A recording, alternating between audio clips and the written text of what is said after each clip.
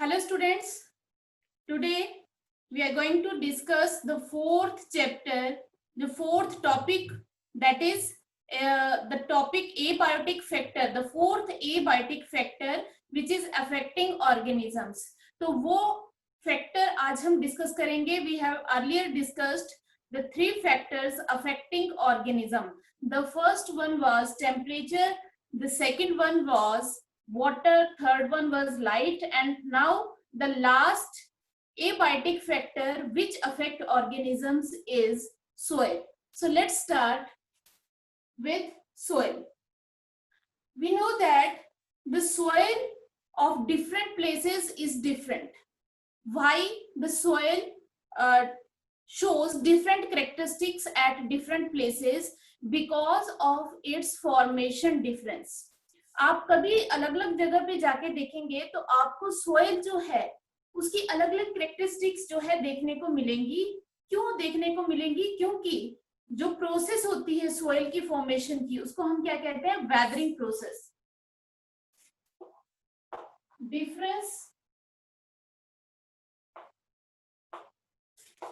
Due to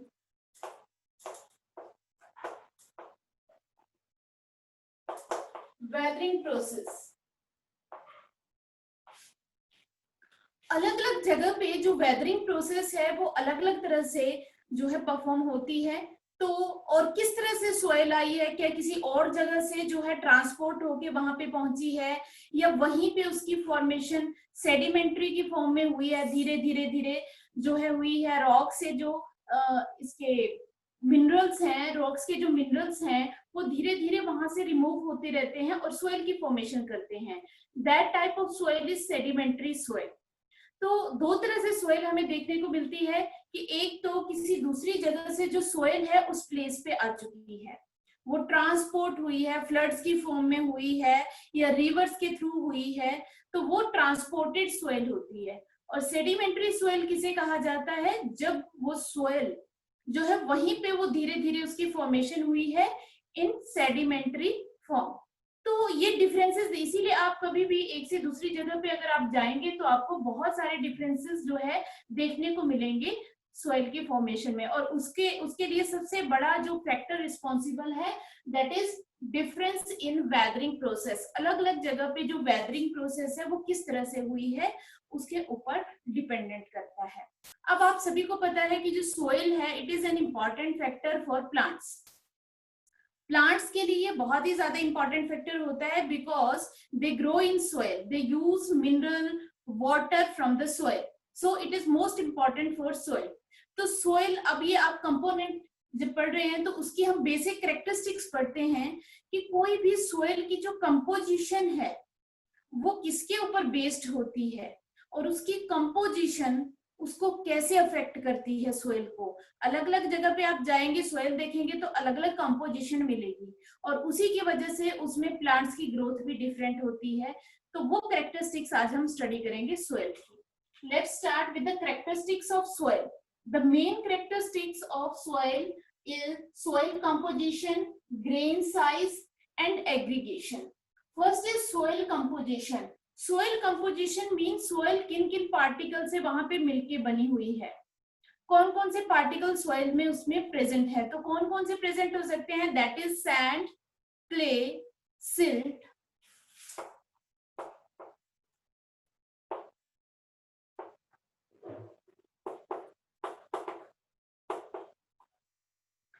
इनसे मिलके बनी होती है. और इनकी जो रेशो होती है अलग अलग तरह की सोइल में अलग अलग रेशो होती है. इन तीनों जो सोइल के कंपोनेंट्स हैं इनकी कंपोजिशन अलग अलग जगह पे वेरी करती है जिसकी वजह से सोइल का स्ट्रक्चर डिफरेंट होता है.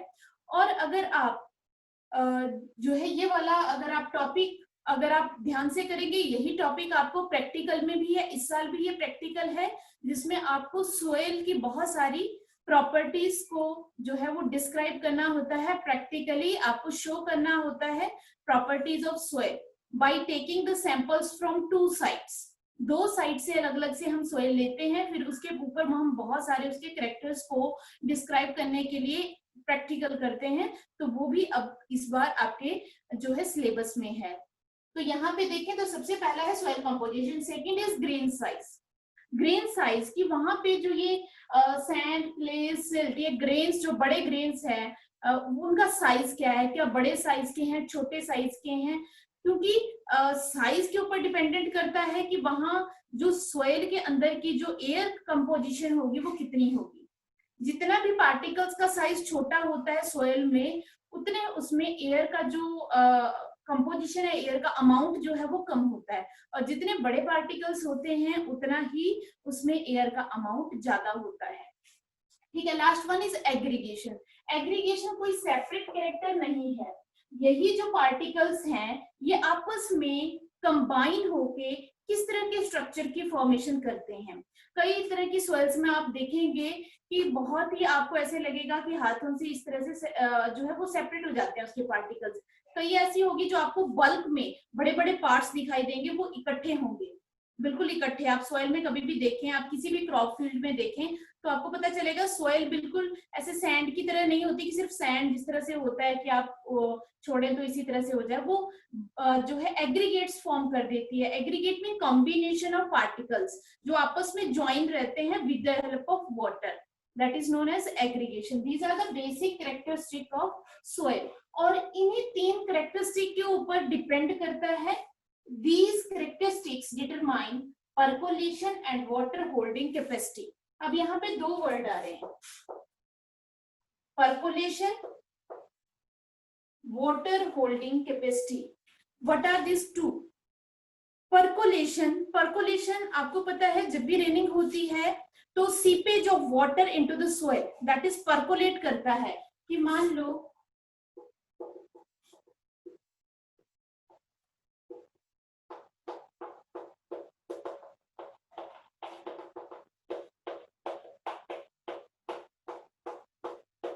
इस तरह से सोइल है, तो जब भी रेनिंग होगी तो बहुत सारा पानी जो है बीच के स्पेसेस में से सोइल के अंदर चला जाएगा। ठीक है, वो डिपेंड करता है कि सोइल के अंदर कितने सारे स्पेसेस हैं, तो that is known as percolation. कितना वाटर जो है, the amount of water which can pass into the soil, that is the percolation.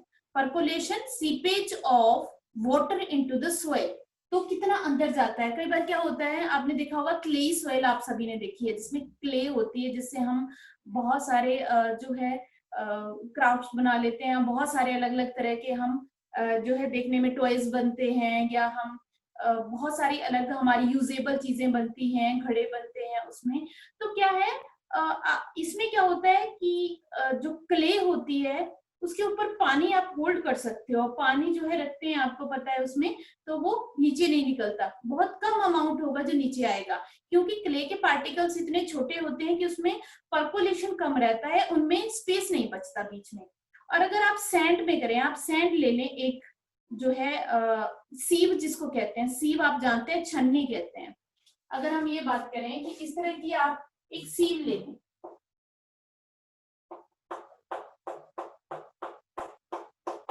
जिसको आप कहते हैं छन्नी, इस सीव में आप क्या करेंगे, इस सीव में आप डालेंगे सैंड। मान लो कि ये हमने इसको पूरा सैंड से भर दिया, उसमें जो पोर्स थे वो काफी फाइन पोर्स थे, बहुत छोटे छोटे पोर्स थे, और आपने सैंड से उसको भर दिया। अब क्या करें, अगर आप ऊपर से इसमें पानी डालें तो मैक्सिमम वाटर आएगा, हालांकि वो रिटेन होगा या नहीं होगा। 2 वर्ड आपको इसी से एक्सप्लेन कर देती हूँ, percolation and water holding capacity. अब पानी बहुत सारा अंदर जाएगा, ऐसा नहीं होगा कि ऊपर रुक जाएगा, नहीं रुकेगा, तो पानी अंदर जाएगा और नीचे से निकलना भी वो सीव में से स्टार्ट हो जाएगा सारा। सैंड उसको होल्ड नहीं कर पाएगा, क्योंकि सैंड जो है उसके वाटर को होल्ड करने के लिए जो है क्ले के पार्टिकल भी वहां पे होने चाहिए जो वाटर को होल्ड करें, ऑर्गेनिक मैटर भी वहां पे होना चाहिए जो उसको होल्ड करे। अगर सिर्फ सैंड के पार्टिकल्स हैं, काफी बड़े पार्टिकल्स होते हैं, वो सॉइल को होल्ड नहीं, सॉरी वाटर को होल्ड नहीं कर पाते हैं। तो यहाँ पे आप देखेंगे कि इसकी परकोलेशन तो मैक्सिमम है, परकोलेशन इज मैक्सिमम, सीपेज, ठीक है, सीपेज मैक्सिमम है, लेकिन रिटेनिंग बहुत ही कम, नहीं कि ना के बराबर है। तो ये होती है वाटर होल्डिंग कैपेसिटी। अगर आप अपने जो है क्रॉप फील्ड से सॉइल लेके आए और उसको यहाँ पे डालें, फिर आप ऊपर से उसके पानी छिड़कना स्टार्ट करें। काफी देर तक आप पानी उसके ऊपर हल्का हल्का डालते रहेंगे, लेकिन पानी काफी देर तक नीचे नहीं आएगा, क्योंकि उसके जो पार्टिकल्स हैं वो होल्ड करेंगे उस वाटर को। उन पार्टिकल्स के चारों तरफ वाटर की लेयर बनेगी, कुछ ऑर्गेनिक मैटर होगा जो उसको एब्जॉर्ब कर लेगा, कुछ जो क्ले के पार्टिकल्स होंगे वो आपस में ज्वाइन करने के लिए वाटर का यूज कर लेंगे। तो वहां पे वो क्या कर रहा है, होल्ड कर रहा है। तो उसकी वाटर होल्डिंग कैपेसिटी क्या होती है, ज्यादा होती है। सैंड की वाटर होल्डिंग कैपेसिटी कम होती है, परकोलेशन क्या होती है उसकी ज्यादा। यहाँ पे हो सकता है परकोलेशन भी अच्छी है अगर उसमें ऑर्गेनिक मैटर है और सैंड भी है, सिल्ट भी, क्ले एक जो प्रॉपर अमाउंट में प्रेजेंट है, तो उनकी जो है वाटर होल्डिंग कैपेसिटी भी है, परकोलेशन भी दोनों है। तभी तो आपको बता रहे हैं कि जो किसी भी सोइल की परकोलेशन है और वाटर होल्डिंग कैपेसिटी है, वो किसके ऊपर डिपेंड करती है कि उसमें कौन कौन से पार्टिकल्स जो है प्रेजेंट है, उनका साइज क्या है, एग्रीगेट होकर वो किस तरह के स्ट्रक्चर फॉर्म करते हैं। तो आपको मोस्ट ऑफ द सोइल में, अगर सोइल में सैंड का अमाउंट सबसे ज्यादा है, जैसे हम डेजर्ट्स में कहते हैं, तो उसकी percolation capacity is maximum but water holding capacity is minimum.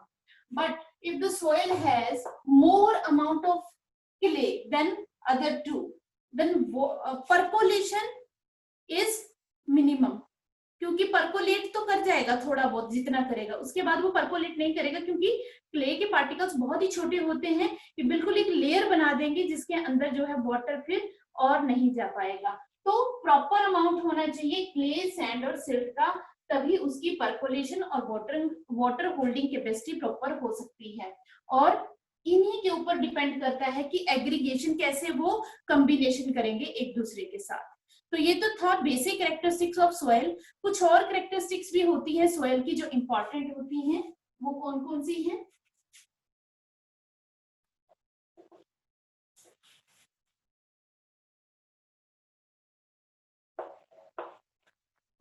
Other characteristics of soil अब कौन कौन सी है? That is pH,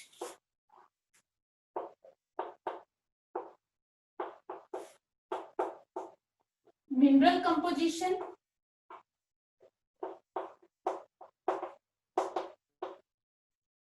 and topography.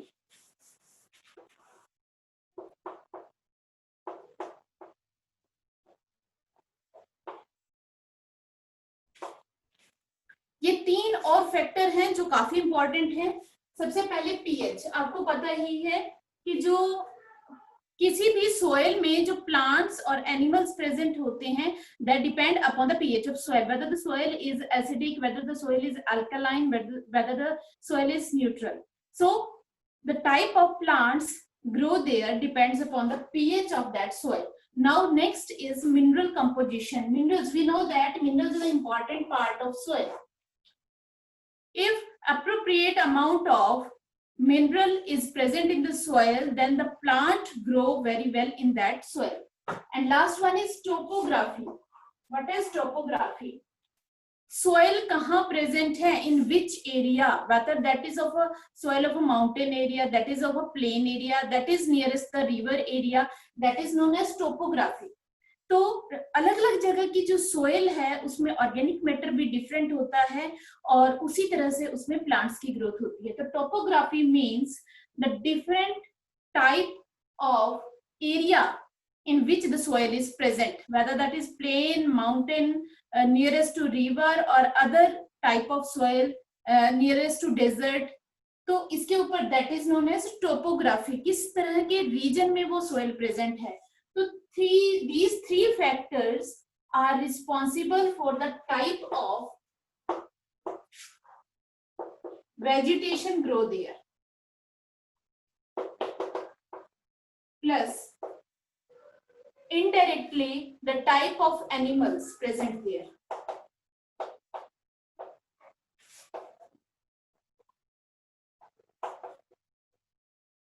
Means सबसे पहले तो हम वेजिटेशन की ही बात करते हैं। ये क्वेश्चन इनडायरेक्टली आपको पूछा जा सकता है कि on which factors of soil the type of vegetation is dependent upon, vegetation किन फैक्टर्स के ऊपर डिपेंडेंट करती है, तो आपने बताना है the pH of soil, the mineral composition of soil and the topography of soil. इनके ऊपर डिपेंड करेगा कि वहां पे किस तरह के प्लांट्स ग्रो करेंगे।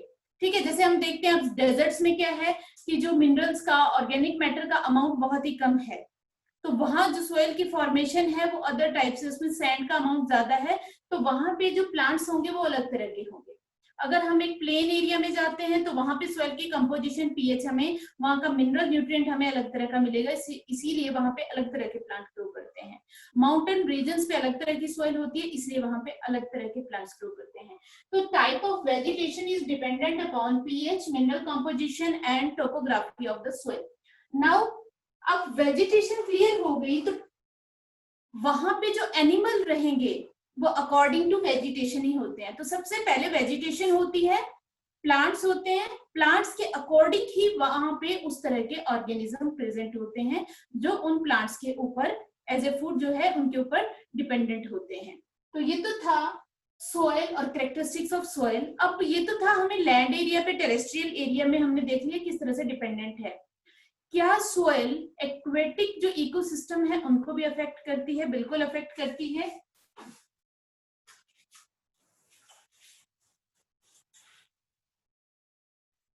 नाउ इन एक्वेटिक मीडियम और एक्वेटिक बॉडी मीन्स कोई भी पॉन्ड है, कोई लेक है, तो वहां पे जो सोयल है उसकी क्या इंपॉर्टेंस है? वहां पे जो बेंथिक जोन है या बेंथिक ऑर्गेनिज्म,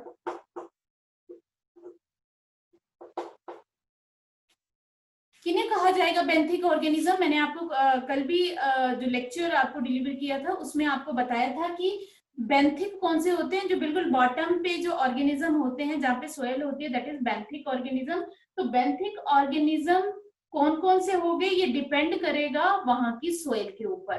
तो वहां पे कौन कौन से, वहां पे कौन कौन से माइक्रोब्स हैं या कोई प्लांट है, प्लांट भी हैं जो डीप रूटेड जो है प्लांट्स होते हैं वाटर में भी, तो वो डिपेंड करता है कि वहां की जो बेंथिक, जो वहां पे सोयल प्रेजेंट है वाटर बॉडी में, वो किस तरह की है, उसी के ऊपर वहां की वेजिटेशन जो है वो डिपेंडेंट होगी।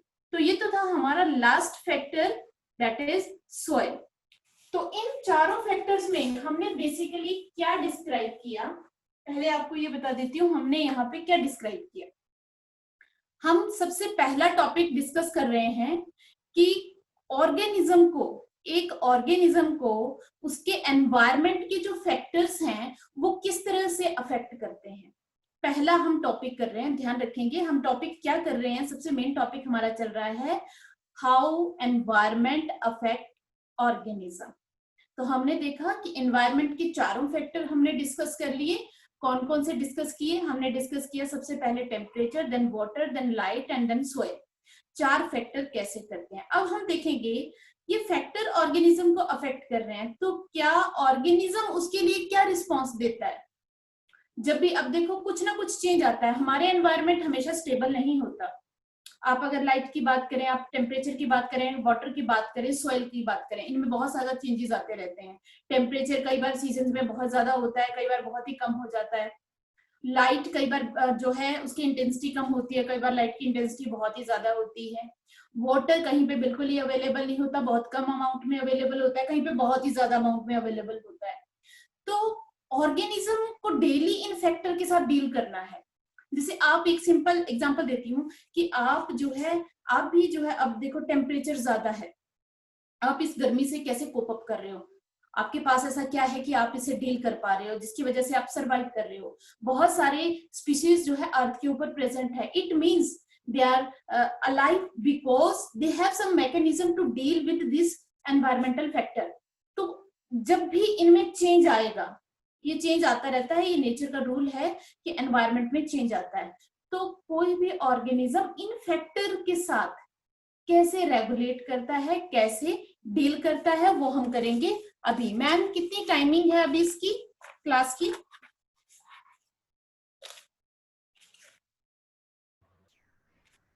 मैम ये 45 के बाद 10 मिनट्स रह जाएंगे। अच्छा 45 के बाद 10 मिनट, हाँ, ठीक है। थोड़ा सा मैं स्टार्ट कर देती 55 पे हूँ। हो जाएगी। मैम आप इस मीटिंग को यहीं पे एंड करें, नेक्स्ट टॉपिक पूरा है मेरा, तो उसी में बच्चे ज्वाइन कर जाएंगे। Okay ma'am, no problem. हाँ यहीं पे एंड करते हैं।